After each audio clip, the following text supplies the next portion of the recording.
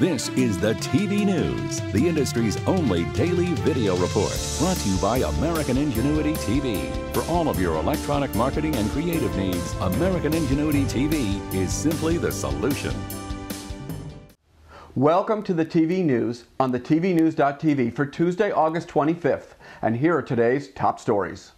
According to the San Francisco Chronicle, Google is hinting that there may be good news in the not-too-distant future with what was until recently its gushing cash wound subsidiary, YouTube.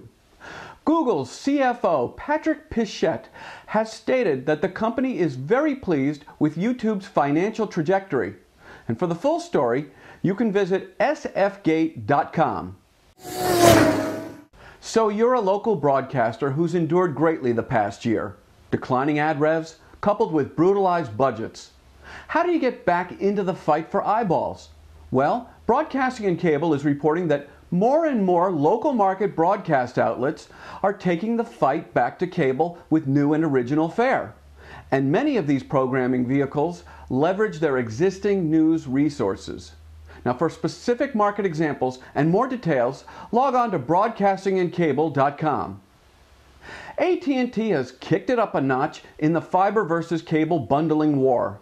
Multi-channel news reports that AT&T UVerse has hit the street with a buy two, get one free offer, which allows eligible UVerse customers who also sign up for wireless phone service to get internet service free for the next 6 months. AT&T believes that leveraging wireless into this offer is something that cable operators cannot match. And for more on this story, you can log on to multichannelnews.com. The Associated Press is reporting that 30 Rock star Alec Baldwin has no plans to mount a campaign to challenge Joe Lieberman for his Connecticut Senate seat. Now, this appears to be a reversal from Baldwin's recent comments in Playboy magazine, in which he did indicate that he was mulling a Senate campaign. More on this story as it either develops or lays there like a lox. And finally, updating yesterday's story, VH1 has gone ahead and canceled a second reality series, I Love Money 3, in which Ryan Jenkins appeared. Jenkins was wanted for the murder of his ex-wife, but was discovered dead from apparent suicide early yesterday in a Canadian motel room. The Big Picture is brought to you by Store & Associates, sports and entertainment marketing specialists. Log on to storeandassociates.com and start connecting with sponsors and consumers. Time now to look at the big picture as we do every Tuesday here on the TV News. This story is why we call this segment The Big Picture. Online video sites, mobile video, social network site video, and DVRs have changed the way we look at television. And many think that's pretty great. But what may not be so great is that the ways we measure who's watching, when they're watching, how much they're watching, and quite honestly, why they're watching what they watch, well, they're lagging way behind all of these new exhibition platforms. Now, for the full story on the changing of the guard in measuring the new digital viewing age, log on to Variety.com. The Wall Street Journal is reporting that during the past 12 months, cable TV industry revenues have increased by 5.3%. Now, this eclipses wireless providers as their revenues only grew by 3.6% over the same period. Cable growth was driven by increased subscriber counts coupled with a 4.1% rise in revenues per subscriber. For the full financial details, log on to WSJ.com. Just how much of a genius is NBC Universal's cable network czarina, Bonnie Hammer? Well, consider the following. USA Network and Sci-Fi have combined to drive over $1 billion of profit for NBC Universal, and that outpaces the broadcast side of the business. According to the report in Variety, Ms. Hammer's successful financial model is based on production and delivery of high-quality original series and tempered by bottom-line accountability. And so far, this plan seems to be working out big time.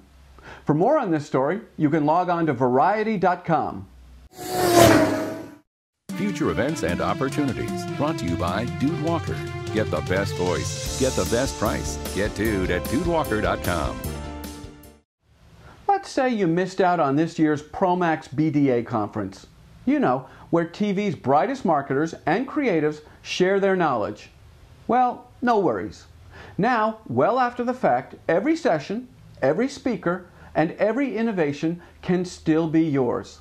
Log on to promaxbda.org and check out conference sessions on sale. Bet you didn't know it, but did you know that CTAM has gone green? The 2009 CTAM membership directory is now electronic and will not only keep you connected with the industry, but it'll also save some trees as well. With search and find capability, you can print the data you want when you want it. Current CTAM members and those wishing to become CTAM members can learn more about the 2009 CTAM membership directory by logging on to the brand new ctam.com.